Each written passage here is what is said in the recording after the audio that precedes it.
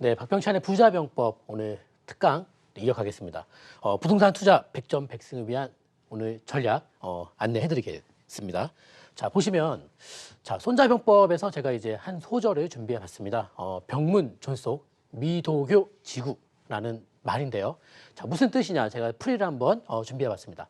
전쟁을 준비할 때는 좀 다소 졸속이더라도 속도를 좀 추구해야 된다.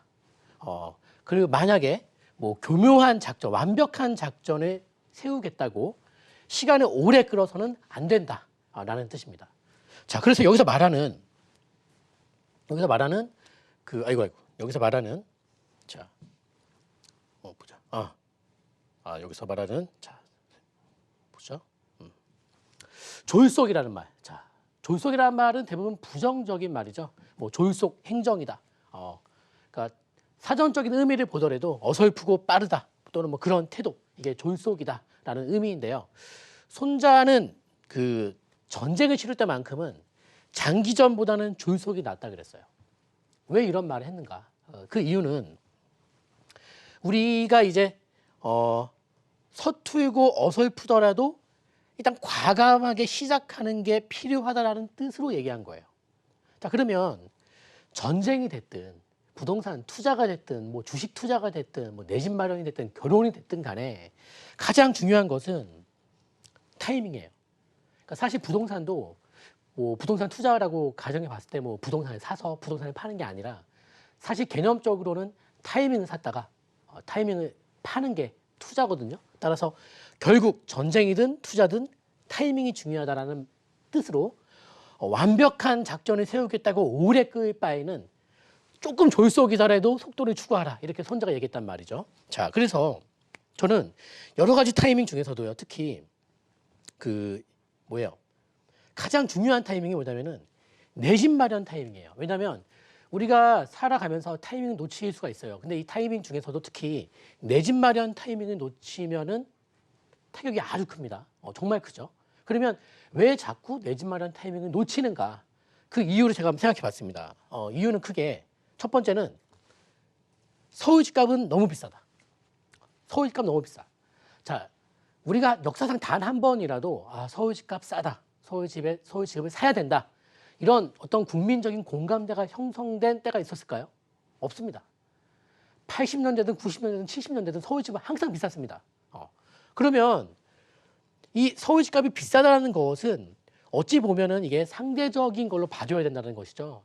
그냥 절대 수치로서 지금 30평대 얼마, 이게 너무 비싸다, 이렇게 어떠한 근거로 우리가 이렇게 판단하기 어렵다는 것입니다. 또 두 번째는요, 어설프게 폭락론의 환상과 기대에 사로잡힌 분들이 많습니다.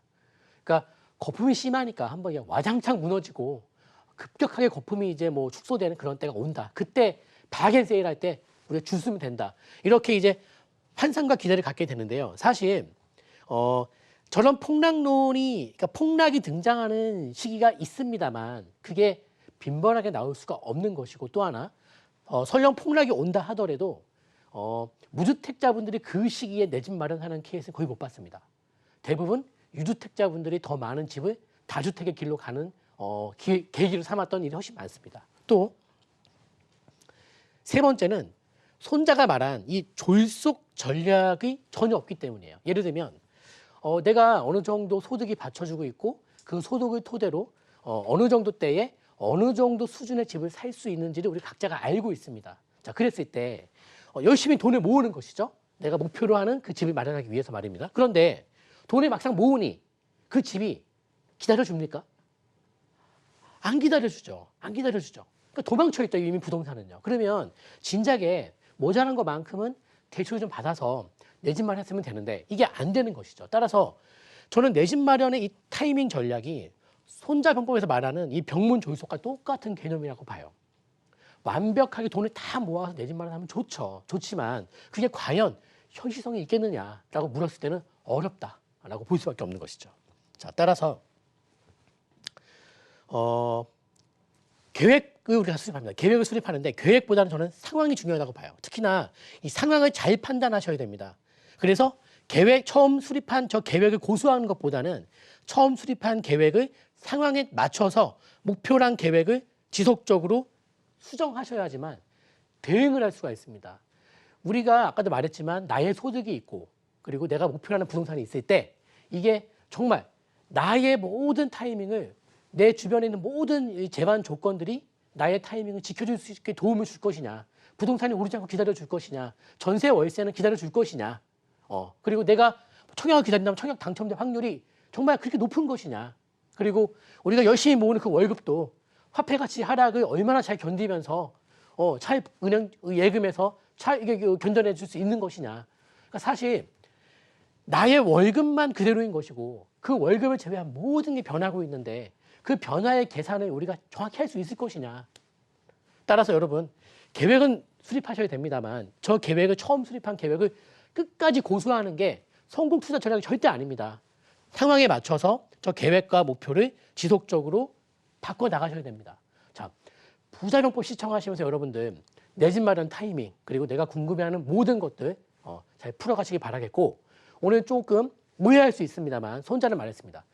완벽한 작전을 수립하기 위해서 장기로 갈 바에는 다소 서투르더라도 조속이 낫다. 저는 지금 내 집 마련 때문에 몇 번의 고비를 마셔보신 분들은 오늘 이 내용을 토대로 한번 생각과 계획을 새롭게 수정해 봤으면 좋겠습니다. 오늘 부자병법 강의 여기까지입니다. 감사합니다.